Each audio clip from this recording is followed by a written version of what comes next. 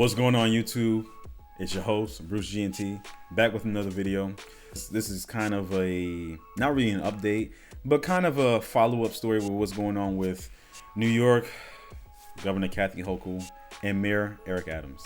So apparently some protesters have a lot to say about what Governor Kathy Hochul should do with Mayor Eric Adams. They think that she should remove him and, be done with the whole thing. My thoughts on it. Honestly, that would be really stupid of her to do that. He's essentially her buffer between what's going on in NYC and her. And she was to remove him, that deluge of chaos and nonsense is gonna hit her like a ton of bricks. And that's the last thing that she needs. It's already bad enough that a great deal of New Yorkers, one, don't trust her, and two, are blaming her for a lot of the things that are going on in New York City. So the last thing she needs is to remove someone else that could also share part of the blame of what's going on in New York, and to bring a spotlight to her situation. Because let's not forget, she's also being charged by the AG Pam Bondi because of the fact that they made New York a sanctuary city, and they pretty much defined the federal government when it comes to them getting rid of the illegal migrants and stopping Tom Homan for going in and doing what he needs to do. But let's not waste any time. Let's just jump right into the video. Developing now, Mayor Adams continuing to tell New Yorkers that he's not going anywhere as he faces growing calls to step down. And earlier this morning, a group... She fine. Actually gathered at City Hall to protest the mayor's position. Fox 5's Morgan McKay is live in Lower Manhattan with the very latest on all of this. Morgan. Hey, Bianca. Reportedly, several of Mayor Eric Adams' deputy mayors are considering stepping down. Several sources tell me it's a question of when, not if. Now, reportedly, these deputy mayors are concerned over comments that Adams has made about President Donald Trump's administration, telling commissioners not to be critical of Trump and telling others to not be critical of the immigration status that Adams is currently working through. So now reports, federal prosecutors have now filed to drop the charges against Adams, but it'll be up to the judge in this case to formally... They got my girl Morgan out there freezing. Blame the protesters. That's why she's out there freezing right now. She wouldn't be out there if they weren't out there protesting for nonsense. And before she continues, I find it hilarious that they're kind of the left is talking about, specifically the left, they're talking about removing him because he's saying, hey, look, don't be too critical of President Trump and whatnot. And whatever you feel about it, I don't think that's an inflammatory statement to say, hey, look, let's not be too critical, give him a chance. I don't think that's too inflammatory. Personally, I don't. Maybe I'm off. But when they had all these other charges levied against him, they were silent. They were just like, nothing. But now they're like, nah. This guy, he's not above board. We gotta get rid of him. Crazy. They dismiss the charges, something that still hasn't happened yet. The Justice Department is recommending dropping the criminal charges without prejudice, which means that the charges could be revisited at any point.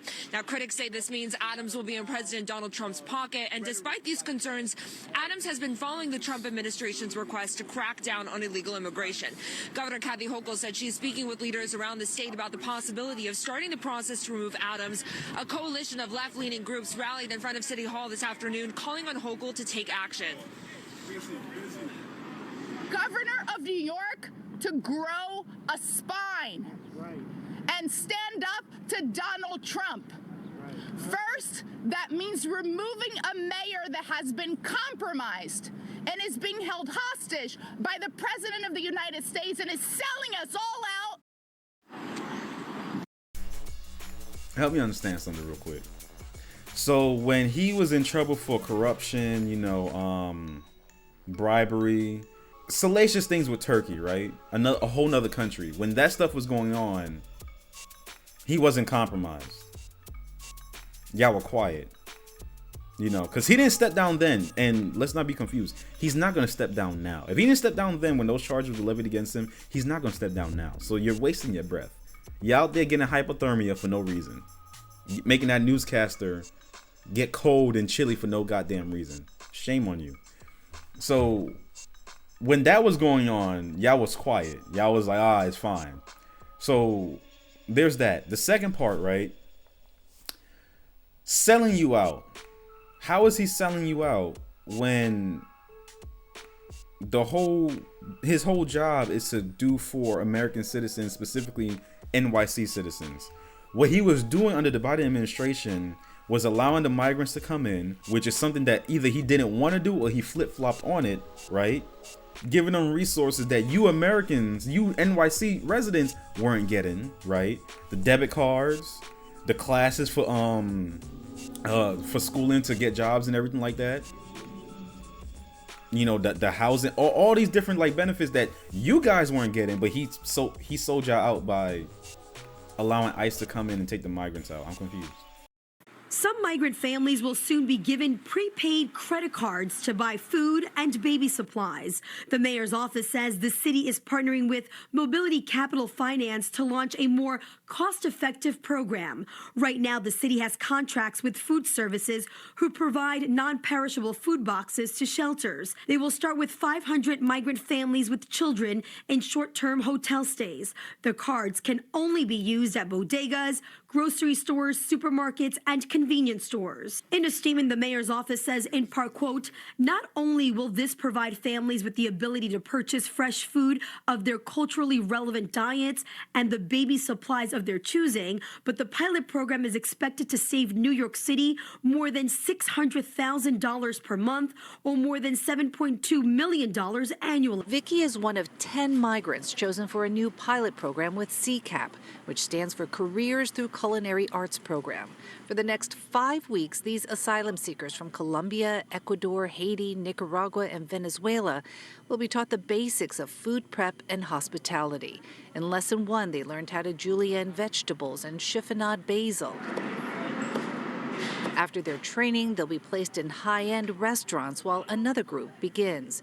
There is currently funding for 50 migrants. All must have work permits. They're going to get benefits that are amazing, good pay, and they're going to be in companies like Union Square Hospitality Group, which is an incredible company. On today's menu in this New York City kitchen, a chance at a better life. Head chef Candy is teaching her students the art of slicing and mincing. But this isn't just any cooking class. Each student here comes from another country, newly arrived and seeking asylum, as one of millions of migrants who've crossed the border in search of the American dream. We use the food industry as a catalyst for economic mobility. The Culinary Career Pathways for New Yorkers program accepts migrants with temporary protected status or work authorization permits, giving them the skills for a stable future. And there are jobs to be filled. The challenge for us now is there's so many jobs open that it actually has potential to cripple our economy if we don't find more people to take these jobs. It is that dire. The New York State Department of Labor has identified more than 45,000 jobs open to migrants and asylum seekers as part of a statewide initiative led by Governor Kathy Hochul. 20% of businesses who say they're willing to hire the new arrivals are in the food and hospitality industry. The Hot Red Kitchen culinary program, now training its second cohort, only growing in popularity. We've had 800 applications to date for somewhere between 60 and 75 spots. New York has spent billions of dollars on the migrant crisis over the past several years. Excuse me, few years. I don't want to say several because people get very hyperbolic and it's like, well, it's not exactly several. You're right, my bad. But that's selling you out. Look, I'm not trying to curry favor for President Trump or anything like that. I'm just keeping it a stack. You were quiet when all these other things were going on in the background and you weren't talking about him getting removed. All of a sudden now that it's a possible quid pro quo, which I think it could be, my personal feelings, I think it is. Now you're like, oh no, he's compromised. Look, most politicians are compromised. This whole migrant crisis and everything like that, they were compromised from that jump. Because if you think they were just if you think they just made their city a sanctuary city just for the goodness of their heart, I'm not going to say you're stupid, but you're naive. Come on now. Really? You didn't think there was no kickbacks? You really feel like they were just doing that just to be nice? Really? Bless your heart. Anyway, look. Let's continue with the video first. Let's continue. Now, also over the weekend, Senate Majority Leader Andrea Stewart-Cousins, a top Democrat in the state Senate, she did call on Adams to resign. And just now, Bianca, we're going to be heading over to Brooklyn, where Adams is holding a surprise campaign rally, just spur of the moment here. So we're going to go try to catch that. Reporting live outside City Hall, I'm Morgan Mackay. Bianca, back to you. Like I said, he's not going to resign. He's not. If he didn't resign before, he's not going to resign now, because he's not going to see the point. In his mind, he's not doing anything wrong. And personally, I don't think he's doing anything wrong. You know, you could look at his quid pro quo all you want. There's no definitive proof showing that. The charges haven't really been dropped yet. So it's not to say that he's doing it for the sake of, you know what I'm saying? There's nothing, you know, my thing is this. I find it hilarious that now they're standing up and saying that he needs to resign. The left, I mean, because before it was the right that was mostly saying that he needed to resign. I'll give them that. But now it's the left saying that he needs to resign because it's the potential that he's in the pocket of the president, which doesn't really make any sense because the president is above him anyway. It's not to say the president was down here and then he's up here and then he, you know, that's what it means to be in the pocket of someone. Like if I had information on Eric Adams, right? I'm below him because he's the mayor and I'm just a regular citizen. So he would be in my pocket. Like, I can't be in his pocket because he has more power than me. Is that making sense? Am I the slow one here? I'm not too sure. Yeah. So I was looking for any more information to see if I can, you know, find something where Governor Kathy Hochul is speaking or maybe Mayor Eric Adams is speaking. But I did stumble upon, apparently his 4 deputy mayors did resign. So before I say anything else, I'm just going to let them speak so they can, you know, get their thoughts off because they know a whole lot more about this subject than me. And then we can talk about it after. Your reaction to these resignations, a city government in chaos. Can things continue this way and that city government be effective? The 4 deputy mayors who resigned all have played a significant role in the mayor's administration. These 4 individuals, I've had the privilege of working with 3 of them. First Deputy Mayor Torres Springer, she and I worked together during the de Blasio. Deputy Mayor Ann Williams-Eisen, she and I have been together since the Bloomberg, and even before that, as I think about it more, the Giuliani years. Together, we stood up with then Commissioner Scapetta, the Administration for Children's Services, and Deputy Mayor Chauncey Parker. He and I worked on NYPD police reform. I know them all. Just got to know recently Mira Joshi, but all of them upstanding individuals, public servants who've dedicated themselves to the good of New York. For them to take this stand in this moment, what it says to me is they were willing to stay there through much controversy, not just in the last 6 months, but over the last 3 years because of their dedication to this city and the people of the city. And what they're now appreciating is they're hard pressed to do this work with this mayor at this time. I think what we now have to look at is if these 4 individuals, so committed to the city of New York, feel that they are now incapable of serving to the best of their ability because this mayor has been compromised and has compromised the city, how can the city function at this time? Let me know down in the comments. Do you feel like that's why they stepped down? Do you feel like they felt like at this point in time they couldn't competently serve the city? Or do you think there was an ulterior motive? How can the mayor perform his duties? That's a big question. In fact, just as you were talking, the council speaker, Adrian Adams, just called for, as many others have at this point, for Mayor Adams to step down and that he cannot effectively run the city. Let me ask you about who is right now in charge, because Deputy Mayor Maria Torres Springer, she effectively ran the government, correct? Indeed, indeed. So we now have, at this particular point, we have Chief of Staff Camille Joseph Barlick, who was appointed Deputy Mayor just a few weeks ago. She, for I guess maybe about 2 years or so, has served as Chief of Staff. And I imagine that she has the respect and the loyalty of the mayor and is in his ear. She is considered to be competent. She served in the Cuomo administration. Then we have Tiffany Raspberry, who's been over intergovernmental affairs, who too was appointed Deputy Mayor. Thirdly, we have Deputy Mayor Fabian Levy, Communications, and fourthly, we have Deputy Mayor Anna Almanzar, who was brought in, I believe, by Camille Joseph Barlick. She too served in the Cuomo administration. Their portfolios, not as significant and far-reaching as the So, and this will be the last time I stop it until the end. With that being said, and I was thinking about it after I saw, like, you know, the 4 deputy mayors resigned. At this point in time, it's seeming like the governor, you know, Kathy Hochul, she won't have a choice, and she won't be able to remove him, because at that point, who will be left? And it's like I was saying before, she won't be able to remove him because it just is gonna make her look foolish.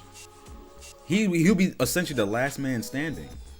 Whoever she would put to, like, replace him will either just not have the proper portfolio, they'd be inadequate, or they'll just be a patsy at that point.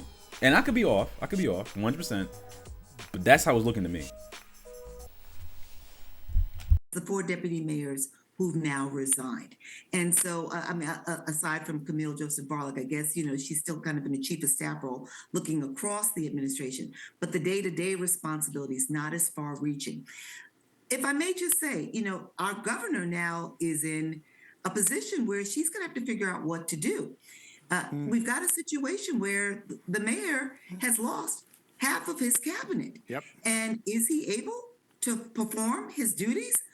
If the DOJ, if she were to move before the DOJ, before the district court judge renders a decision, what could happen now is the argument that the mayor needs to be in place so that he can carry out the immigration orders. Well, if he's no longer mayor, is there really any merit to the motion anymore?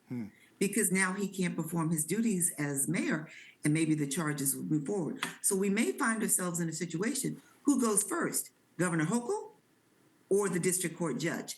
And frankly, I think that at this point, our governor is in a very difficult position because I don't know if our mayor can truly function anymore as mayor. Jennifer Jones Austin, hearing from you is always enlightening. This is a conversation that is continuing across the city today. We appreciate you spending some time with us. So just like what I said, I'm by no means a subject matter expert when it comes to this, but the way I'm interpreting it is that he may not be able to perform his duties to the best of his ability, but at the very least, he's just going to have to stay there until all of this is done when it comes to, you know, the migrant crisis and everything like that. And then after that, things can move forward. Because if he was to be removed, now the governor is put in a very difficult position to where all of that is going to fall on her, and the city won't be able to move and function as successfully as it needs to. So talk about a rock and a hard place, you know. And it's just so funny because in one of the last videos, you know, the governor is basically saying how New York is going through a rebirth, and it's you know, prosperous, and it's going through all this change, and she's trying to not have all these different things impeded. And I'm just sitting there like, what are you talking about? What change? What rebirth? Are you blind? But anyway, you know the drill. If you enjoyed this video, leave a like, comment down below, tell me your thoughts. Let me know what's going on and how you feel. You know, I know you guys are living up there in New York. You guys are watching. Tell me, like, how you feel about what should happen. Should Eric Adams resign? Should he just stay in place until everything's said and done? You know, do you feel that Governor Kathy Hochul is just stuck between a rock and a hard place? Do you think she should remove him? Yeah, do you feel like Eric Adams is owned by President Donald Trump now? Or do you feel like this is just a happy coincidence that the DOJ decided to try to drop some of his charges? Let me know. And subscribe if you want more. Peace.